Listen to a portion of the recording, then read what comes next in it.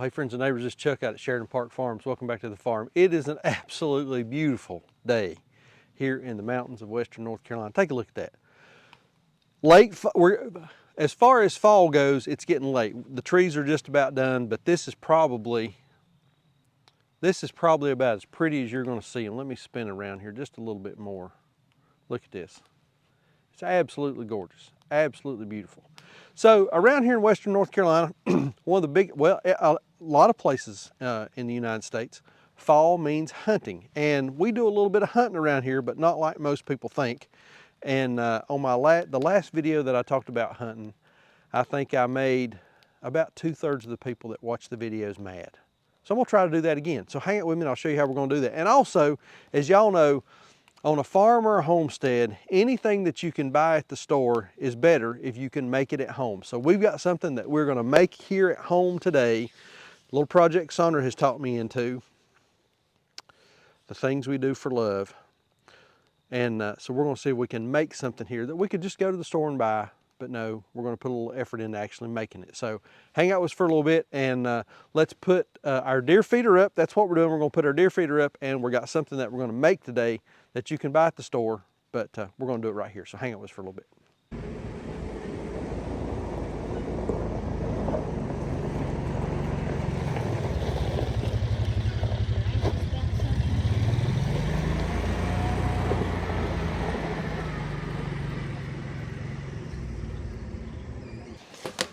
Let's see here. Might have to twirl it.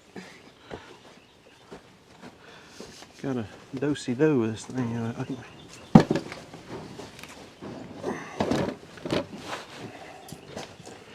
know, I need to check the batteries in the feeder thing here. Hang on just a minute. One-legged grasshopper. Look. So does that make him a grass skipper? Look at him. Oh yeah. Say. It might. A grass crawler more. Grass crawler.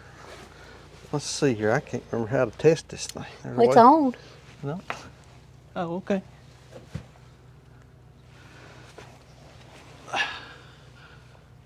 Well, batteries are still good in it, I guess. 7 a.m. for 6 seconds, and then 5 p.m. for 6 seconds. Quiet. Get him, Reuben. And then it's got a third and a fourth. There we go. So we're gonna run it twice. Twice?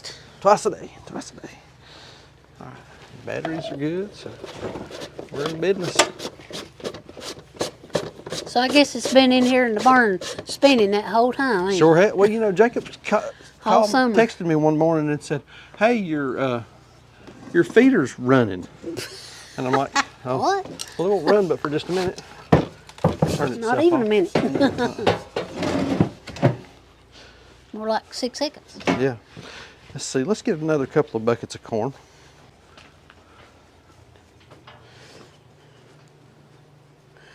I probably should have changed clothes for this. For what?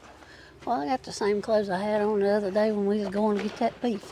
You know, I wear the same clothes in most videos and nobody's ever said anything about it. But all I own are blue jeans and blue shirts. Blue shirts. You're the blue boy. Except for in the summer. Hand me one. Huh? Hand me one.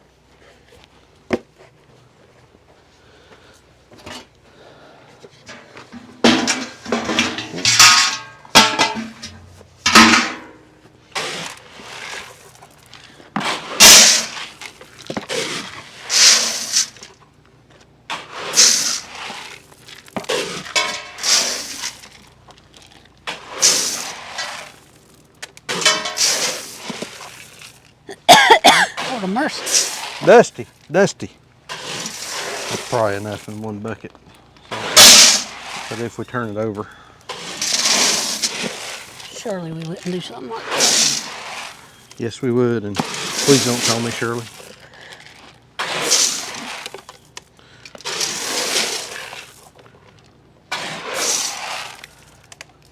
I just thought this was a better idea than leaving them bags laying out here. Yeah. For the mice and stuff to get in, or whatever. All right. Custom kind. Yeah.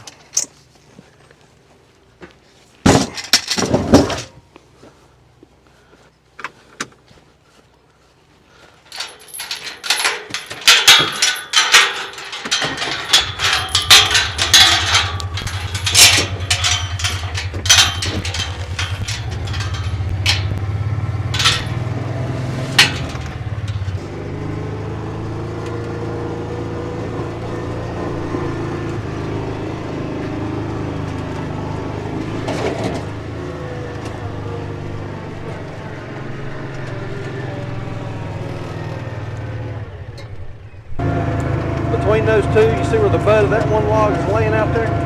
Just go right above that. Left or right? To the right. Oh, What? hey, what are y'all doing over here? Good Lord.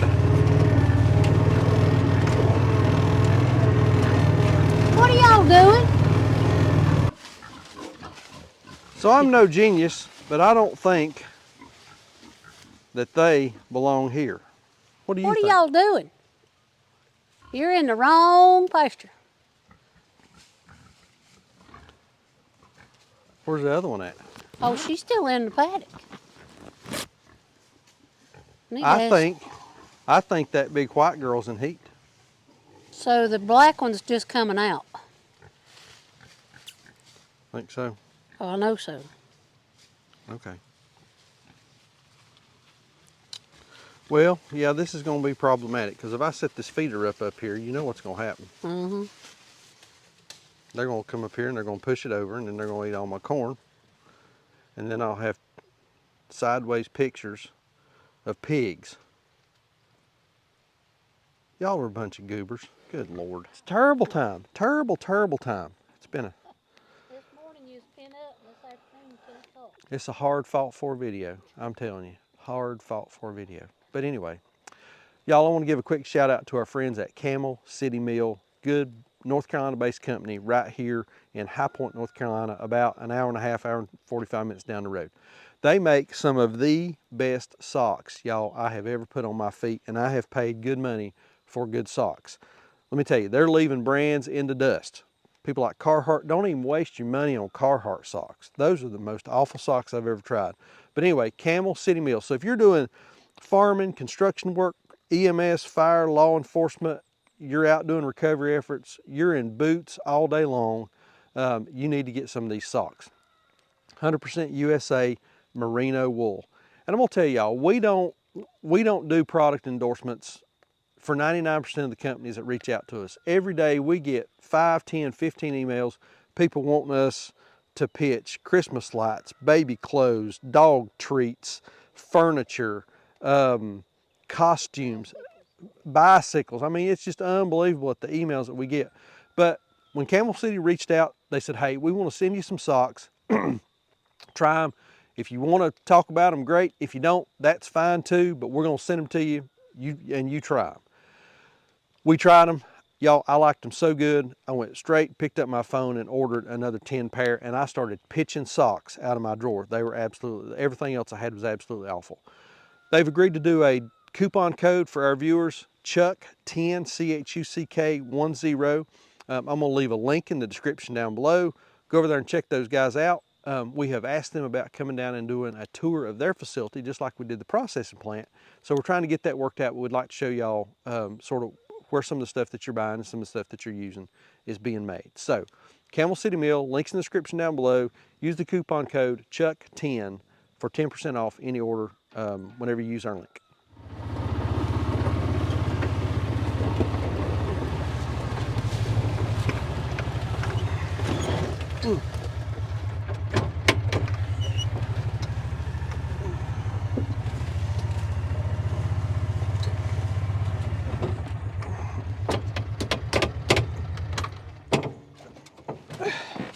All right, back to our original work here.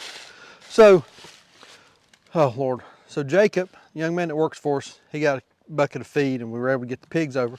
And then Saundra has had a couple of customers show up picking up bulk product. So she's back down at the back down at the building working on that, so I came up to finish this. So what we're doing, this is my Moultrie Deer feeder. Bought this last year, and y'all, I don't think I've ever made so many people so mad when I talked about my deer feeder, because I don't like hunting and I don't like deer meat. I care for neither one. On the hunting side, I don't mind hunting. It's just not for me. I don't like getting up before the crack of dawn and going out and sitting in the woods and freezing to death. And number two, I don't like deer meat. It's gamey, it's tough. And no, I don't, the recipe you send me will not change my mind, because I've had it every way from Sunday. I just don't care for it, especially when you can raise a steak. But anyway, I do like taking pictures of them. So what we're gonna do, I bought some corn. So we're gonna fill this thing up. Let's see if I can climb up here and do this without falling and creating some kind of insurance claim. But I bought some corn, and I put a bunch of it in a barrel down there at the feed barn to keep the mice and other vermin out of it. So I've got some buckets here. This is going to be about 50 pounds between these two buckets. And then I've got 2 bags that I didn't have room for. We'll just open them up and put them in here. So,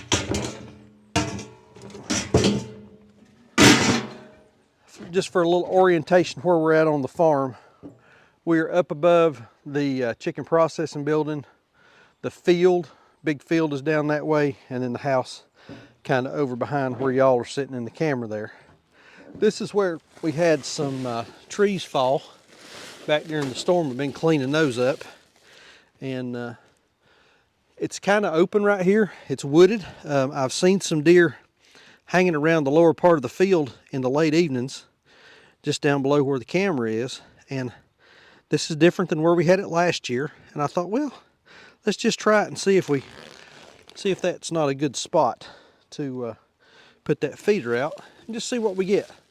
I just hope we don't get a bunch of tame pigs over here. And I think this thing will hold about 150 pounds. So there's about 100. So you get this other one in here. And then we'll set our cameras up. See what we catch.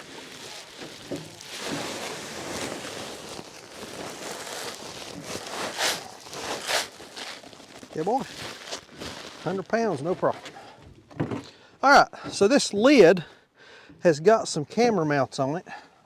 So I'm gonna mount 2 cameras onto the lid, and then I've got another one. We'll put it on a tree here somewhere so that we're getting a good view of this thing. Lock and lid slides down on their turns, locks into place. Like so. All right, so I have got 3 cameras, and 2 of these are Wosodos, I guess that's how you say that. I bought them on Amazon. And these cameras work pretty good. I mean, they hold battery life. They're pretty sensitive. Seem to do a pretty good job of catching the wildlife. I'll leave a link for them in the description down below. And I'll leave a link for this deer feeder down below as well. I've been really impressed with this thing. I mean, it's got the timer on it, so it spits out. You can select your times on when you want it to distribute corn and how much, or feed, pellets, whatever it is you're using. Man. Oh well. You can set it to for the time that you want it to distribute feed, and also how much feed it distributes. I should have brought a screwdriver. This is going to work. How much feed you want it to distribute. And they estimate that a 6-second distribution is about a pound. So we do it twice a day, once at 7 in the morning and then once at 5 in the evening. and now that time has changed, that don't even sound right. Time has changed. Now that we've moved, you know, the old timers used to call it slow time, daylight savings time. That's got to be some kind of gimmick thought up by the light bulb companies or something. That's the most ridiculous thing I've ever heard of. I wish they'd just leave it at, you know, standard time and be done with it. Should have brought a screwdriver. So you got a man complaining about the time that don't think to bring a screwdriver. So who am I? But anyway, I hate daylight savings time. I hate it getting dark so late or so early in the evening. I mean, it'll be dark here at 5:30 this evening. It's just ridiculous. So anyway, I digress. We set it to distribute about a pound of corn twice a day, once early in the morning, the sun's coming up, and then again in the evening when the sun's coming down. So this is what my cameras look like mounted on there. Excuse me. We'll probably put them facing kind of down the hill because there's a fence back here behind. And then I'll put I got another camera I'll show you. Let's put this thing back on here. All right, I want these guys facing kind of down the hill, so we have to do a little adjusting here to get this figured out. It's going to be about, man, that's not exactly the way I want them.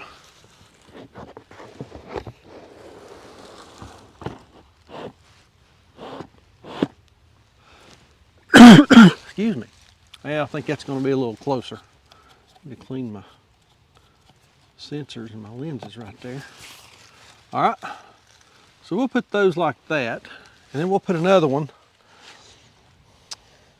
Let's put another one on this pine tree right here that's facing this way. See how that does. All right, so we're gonna put this one on this pine tree right here. Looks like almost a dead pine tree. Will it reach? Oh yeah. We're gonna put this one on this tree here, and it's facing the feeder up there. My buckle's broke, but I think it's gonna work. Anyway, nothing but the best around here now, I'm telling you. There we go.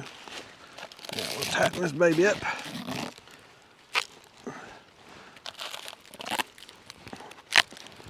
All right, and let me show you how that looks, or what it's looking at.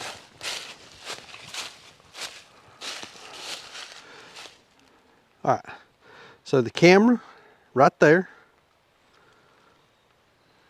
and then the feeder is right there. So one thing I noticed last year with these cameras on top of the feeder is if the animals are up underneath real close to the feeder, those cameras will miss it. This one instead gets a little wider view of sort of the activity all around the feeder. So I think and that's a better camera. I put that camera on the tree for a reason, because it is a better quality camera. It's an Apeman, and I'll leave a link for it down in the description as well. But these are good cameras. That's just a little better quality camera. But I think where that's facing, that'll get us a better view, like I say, of what all comes in to feed and explore and that kind of thing. So we'll see how it does. All right, we're gonna turn these babies on.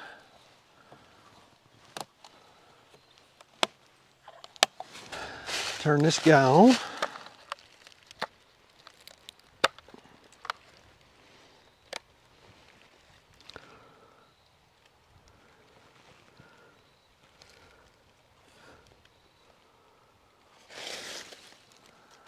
Yeah, this one has an on mode and a test mode. You got to make sure you get it. I think I've got that in the on mode. Do I? Yeah, we're in the on mode. Okay. Now when I take that card out and look at it, there'll be some goober staring at it. All right, we'll leave them. I'll probably come back and check them. I'll probably give it a day or two before I come back and check these things, because the deer are going to have to get used to them being here, coming around. Like I say, I've seen deer in the field right down here below where the camera is, so I feel like they're coming through here. I don't readily see any tracks, but we got a little bit of valley over here, a little bit of a valley over here. We're kind of near the top of the hill. It is fairly open in here. Lots of oak trees, hickory trees, oak and hickory for sure. So they're coming in and feeding on some of the acorns, and I think this will. So I think they're coming already, but I believe this will help entice them in. So got that set up. Saundra's got another little project that she's been working on. She wants to show y'all. So let's go see what she's into now, if she's done with these customers, and we'll show you what's going on with that.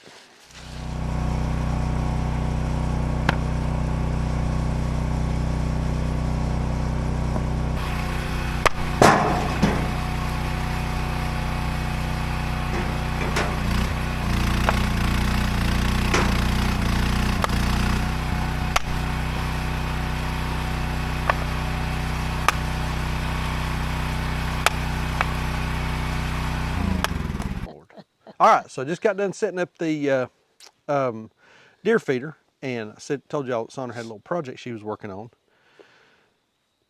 Wanted to show you. Good grief. All right, tell them what you're doing. He doesn't like all of my things that I do until he gets to eat them, and then he really likes them. Yeah, then it'll be okay here after a while. But anyway, so tell them what we're doing, and we'll show them sort of the final product and what we're doing with the final product, but kind of talk about what we done last night off camera. Not that, the other thing.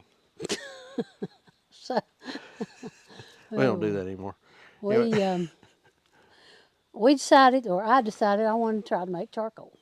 So we went to Tractor Supply and bought 2 trash cans, one that would fit inside of the other one. And brought them home and promptly set them on fire. That's right. Yeah. Perfectly good brand new cans. And the first thing I did with this small one was I cut a 1/2-inch hole in the top of it. And with the big one, I went around the bottom edge and cut holes in the bottom of it all the way around, about 15 or 20 of them, for ventilation. You used to use a 1/2-inch drill bit. It wasn't anything fancy. No, brand new 1/2-inch drill. Brand new, of course, yeah. None of my new drill bits. But here we So are. the next thing we're going to do is take some wood that we've already split and dried, and we'll set that in the bottom of this. So the difference in what we're doing today and what we done last night, we've got some more chunky stuff that I showed you chopping up there a little bit ago. Yeah. And what we used last night was more thin, kind of some of this kindling. This stuff over here. Yeah, some of this thin stuff over here. So we've got some more chunky stuff that we're going to do today that will make really more of a lump. It'll be more of a lump charcoal, really, won't it? Instead of a twig. Yeah, and so part of the reason we're doing this is, first off, we've got plenty of wood to do this with. I mean, right there's a couple of face cords. Back over here, there's a full cord of wood that we've cut. We've got some other stuff over here drying. So we've got wood to do this with, and you like cooking with the lump charcoal. I do. I don't use briquettes anymore. And why don't we use briquettes? Because they've been processed. Right, there's all kinds of chemicals and stuff. You don't even know what's in them. I mean, it's a pressed. It's a little pressed brick. Yeah, so who knows what's in that stuff. Here we can control the species, how much of it we have, where it comes from, all that kind of stuff. Now, talk about wood that you do and don't want to do this with. That's another thing too. Okay, so the woods that you would not want to do this with would be any softwoods, like pine. You also wouldn't want to use poplar. You know, I'm not real fluent in wood species, but I know that the good tasting woods are the fruit woods: peach, apple, pear, cherry. Hickory is a good one. I don't like hickory because it gives me terrible heartburn. Yeah. In Texas, they like to use mesquite and post oak. We don't have either one of those around here. But we have red oak. We have red oak, and that works pretty good. And we have cherry. And we picked up some cherry yesterday. Picked up some cherry yesterday. There's a whole little stack of it. Yeah, so her mom has well, that's a terrible shot. Her mom had a cherry tree fall at a piece of property they own, and so they had cut it up. So we brought it home yesterday, and we've split it down into smaller pieces, and we'll be smoking it, or we'll be turning it into charcoal too, won't we? Yeah. All right, We're so gonna try this oak first. So let's show how we load this thing up, and we'll set it afar. Set it afar. And see what happens. So, like we said, the first thing we do is load some wood in the bottom of the big can. Let's see if I can do this without having my back to the camera too much. All right.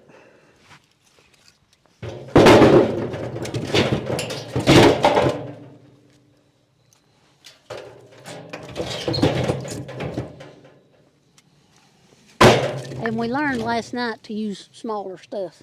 Yeah, in the bottom. You get anything very big and you can't get you. Give me a kind of a little thinner piece. This Yeah, one? give me that right there. I think now. Is that enough? I think that'll be enough. Now let's set our crucible down in here. Well, let's see. Yeah, we'll So set this down. Load it. Let's load We'll the load it. crucible.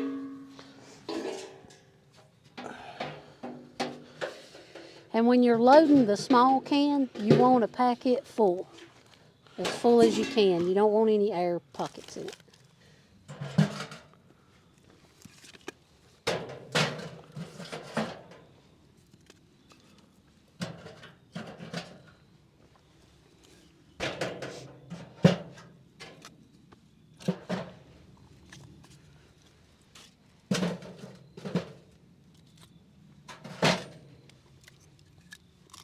I tell you, the one that really got me the idea of wanting to do this was Troy.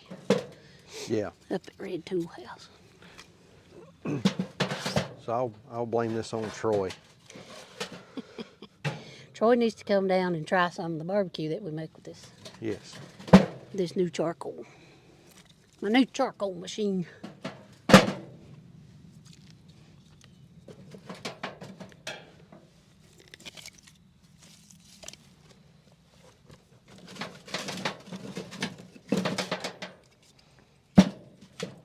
And you notice I'm standing it up on its end too. I'm not laying it out. So why are you doing that? Because that's what the picture said to do. What the instructions say. We don't typically read instructions around here. I don't know where you think you're getting I away don't know with that I that. really read any instructions. I just looked at some pictures and thought, hey, So now, another thing on this, you got to be careful here and not get it so full that your lid won't go on. that's right. So I'm thinking that one piece you got standing right there, Think that that one. one's too Yeah, I tall. think that may be lid prohibitive. And the reason we're not doing this cherry over here, we just split it. We're gonna let it dry a little bit, and then we also need to put it on the chop saw and cut it down into more chunks. It's in big, long, like 16-inch pieces, and I don't know if that's ideal. Yeah, see, I think you're about to How about max. that? I think you're about to max out there. See if I can get one more right here. Little britches there. Right there. Good Lord. Look at there. Okay, there we go. All right, Now let's see if the lid will go on. little lid, yeah.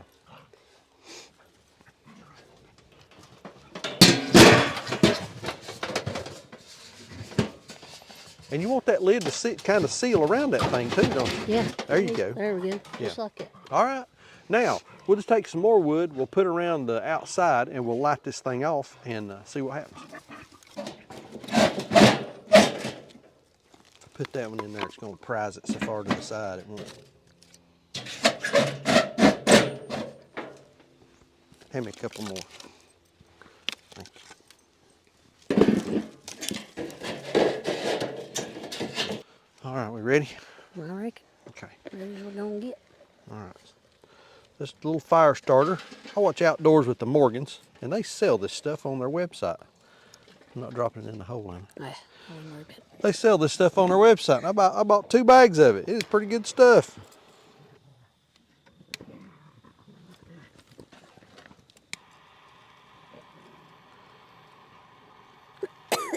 Ain't even Got a face smoking full yet. already. Good Lord.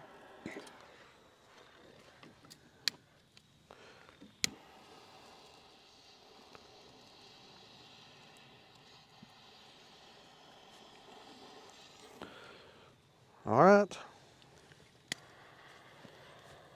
Now we wait.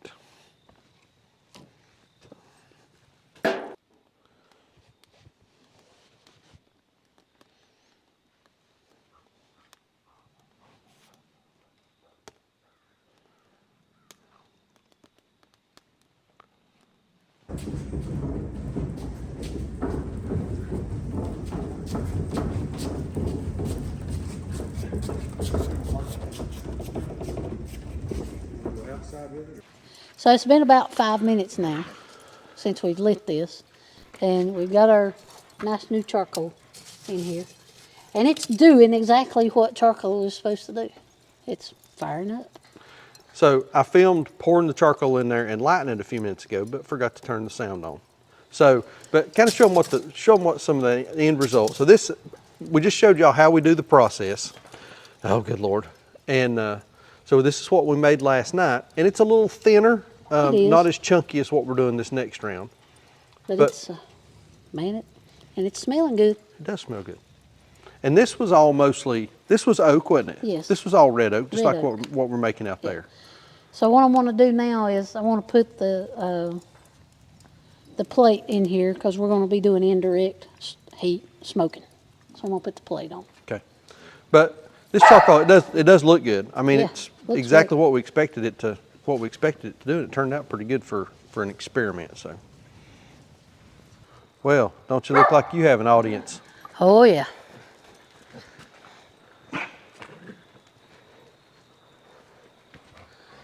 Pork spare ribs. Oh my goodness. Good gracious. So these are whole pork spare ribs that I have trimmed. All right, before you do this, I want to make a confession. I just filmed the intro for this, and I made some snarky comments about things you can buy at the store versus things you make at home. Looking at those spare ribs, I want to go ahead and apologize for that snarky comment because you cannot get this. You can buy this at the store, but you can't get this at the store. Well, I don't know what you said. I guess I'll know when I watch the video. Yeah, but I'm sorry. So I'm going to turn these up. These are whole pork spare ribs that I have trimmed. And what I mean by trimmed is they come with part of the breastbone on them. And it's right down here like this, and then there'll be another piece right here, and then kind of like that. And that's all cartilaginous stuff. And you ever get those wing tips like they have at Applebee's? This is what they're serving you, these little pieces of cartilage. But anyway, I'm going to flip these over and do the back side first. And this is just a little Texas-style dry rub. And Angel, you can't have it. What else in your dry rub now? So it's brown sugar, salt and pepper, onion powder, garlic powder, a little celery salt, and a little cayenne. And now we've started buying our spices from Azure Standard. Azure Standard. Yeah, so yep. we're not buying spices at the grocery anymore because, you know, that's the same kind. You just don't know. Same kind of deal. We've been getting our, and I've made butter in the past. I think we may have even done a video on it. But Azure does they have a vendor that does grass-fed butter. And it is the bomb. And it is delish. Yeah. And so I don't even try to make butter anymore. I just stick to the Azure butter. It's 100% all natural, no chemicals, no antibiotics, none of that stuff, right? That's right. Yeah, I mean, it's the good stuff. I mean, I can get raw milk around here and, you know, take the cream off and make the butter with the cream and have the buttermilk to go in making biscuits and stuff like that. But A little aggravating, ain't it? Yeah. Well, and you kind of lose something when you're separating the cream from the milk. And I would just rather buy their butter because it is already so good. Yeah. And I have trouble with it being kind of mealy. I'm not real good at working the butter and getting all the water out of it. I get impatient, I guess. Yeah. But anyway, right. Azure Standard, that's where it's at. Ready to put them on the grill? Yep, so we're at about 235, 240 here. I'm shooting for 250, so I think I'm ready. Okay. So it's about 3:30, close to 4 o'clock here now. And I'm just now putting these ribs on. This is the only cut of meat that I will wait till later in the day to put on the smoker, simply because they just don't take that long. These will be ready around 7 o'clock, 7:30. And we always eat around dark 30 around here, no matter what time of year it is. And that'll be earlier today. And that'll be earlier today. Yeah, so I'm going to put a little on these these are the little chef tidbits right here. They'll be done quickly. So you'll have a little sample of what's going to be coming off the grill later. A little appetizer. So I talked about the time changing when I was up there putting up the deer feeder. about how much you like it. Yeah, gosh almighty. I hate the time change. Good gracious. Just leave it alone. And I know I should be waiting a few minutes for this stuff to set up, but too many other things going on around here today. A little impatient, a little impatient. There's a lot going on around here today, actually. Yeah, we've had customers all day today, haven't we? We have. How many customers we ended up having today? We've had six Six customers customers. here today. A lot of those came by to pick up bulk orders of beef. Half Well, cow. and they weren't all coming here. I had a few calls, Yeah, yeah, that's customer true. calls. Yeah. People ordering bulk beef and bulk pork and different things. Are you out? I'm out. You have to make some I'm more? have to go make a little more. That's all right. Man, it smells good already. All right. So what are we having with this? I have no idea. You don't know what the sides are going to be yet? There's some, I've got some corn in the fridge. We might do green beans and corn. Yeah, that'd be good. Because I love those two mixed together, actually. Yeah. All right. Do you do any sauce on this, or how's this finish I'm not out going here? to sauce on these. I have before. So what I'll do is I'll let these go about 3 hours, and then I'll wrap them in aluminum foil for an hour. Yeah, And when they're done, that's it. that's it.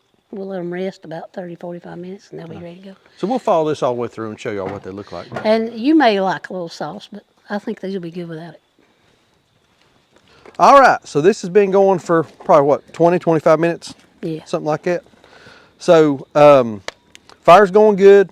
This fire on top, as the embers break off and sort of fall down in between, it will catch that wood on fire that we've stuffed down in around the side of that crucible. The idea being that you want to heat the air up in there so that the impurities in the wood start kind of cooking off and burning off. And that vent hole that we cut in the top, it will show it. When this kind of burns away, I'll bring the camera and we'll show that blowtorch effect. But it's really pretty cool. This will take what, 5 or 6 hours? Yeah, it'll take 5 or 6 hours. And what we did last night was we got it going real good, and then came up here and checked it about dusk, and it had started the blowtorch effect kind of going on it. And I just put a few more pieces of wood on top of it and made sure that it wasn't going to get out and catch the world on fire, and went to bed. And then this morning, It was had cool. Everything Yeah. was burned down to ash. I opened the lid on it, and it was perfect. How about that? Little bricks of charcoal. little bits of charcoal. So we'll show that here in just a minute, but then we'll just leave this cooking for a little bit and see what it does. This is what it's all about. Nice evening for a fire, isn't it? Yeah, boy. Even if it is in a burn barrel. We just need a bottle of Mad Dog 2020 to pass around, don't we? We'd be all in business. All right, I ain't got the microphone on, but let's have a look at these ribs. Well, these are those little tasty morsels that you Yeah. pulled out. Let's see. Oh my goodness. So what I'm gonna do now is take them off and wrap them Wrap them in foil. in foil. Lord, don't drop that on the ground. So I put them top side down so they'll baste in their own juices. And you wrap them as tight as you can without poking a hole in the bag. And it smells so good. And how much longer have they got? About an hour. Down there to go.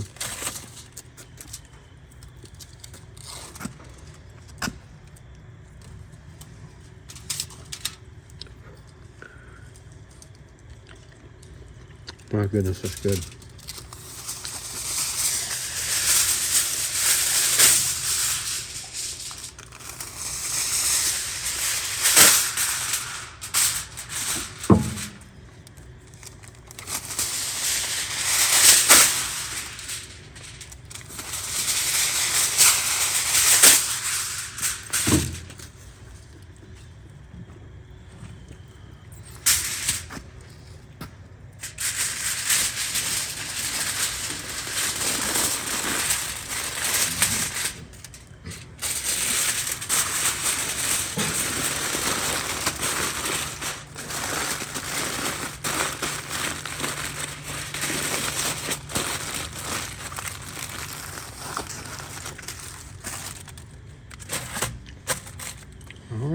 let these two little pieces go a little longer. All right, y'all, it is about 6:30 and it is pitch black outside. I hate this time change. Have I told you I don't like the time change? But anyway, so got our deer feeder up, working on the charcoal. That is still cooking off here. We've been at that probably a couple hours now, and I'm gonna insert a little bit of footage, if I've not already, whenever I'm doing the editing, of that crucible kind of off-gassing and that flamethrower of all those impurities burning off of that charcoal. It's really pretty cool. We'll let that go all night tonight. We'll probably reload it with wood so that, you know, it can just burn and cook all night. Everything should be fine. It's out there in the fire pit, and we've actually had another fire this evening and been burning some trash and stuff that we'd gotten off of the wood splitter when we were splitting some wood. The ribs are just about done. I wish y'all could smell it here in the shop. Saundra's got the, she's got that Joe. Let's see if I can turn around here. Y'all can see. She's got that Joe right there in the edge of the shop. And man, the whole place is kind of filled with smoke, but it smells wonderful in here.